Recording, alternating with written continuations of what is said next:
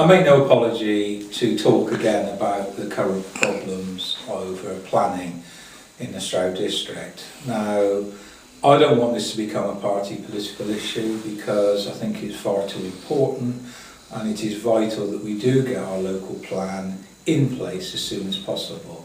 But it is not helped by the MP unilaterally trying to undermine what is going on at District Council. And given that, as far as I can see, all the councils are of one, that we've got to get this plan in place and try and get some agreement over housing numbers and the location of where development is possible. And of course that development mustn't just be about housing, it must be about jobs, future provision of infrastructure, and of course other facilities, leisure and tourism and so on and so forth. All those things must come together so that we have a good and sustainable local plan.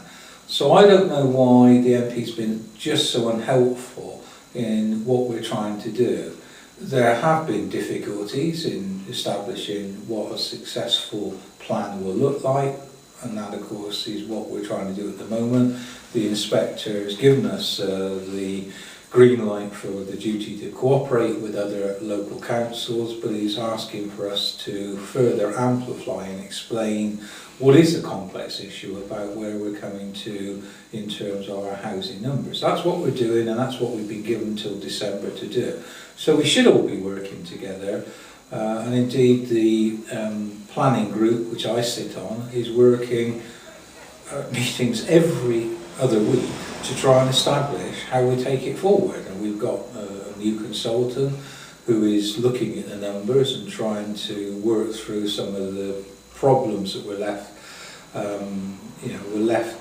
by the previous consultant. I won't go into too many details on that, but there were some issues about when we had our preliminary local plan, the case wasn't well made. Now that wasn't our fault, that was already underway well before the current administration took power.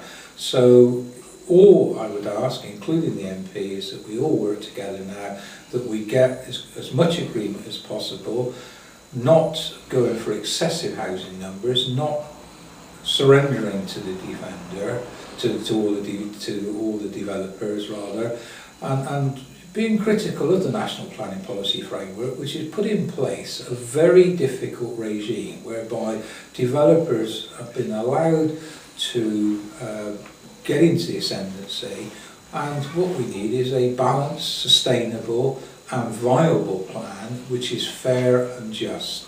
And unless we are going to work together, that won't be achieved. And I'm afraid that it won't be the council that will be to blame, it will be others, and sadly that will include the MP.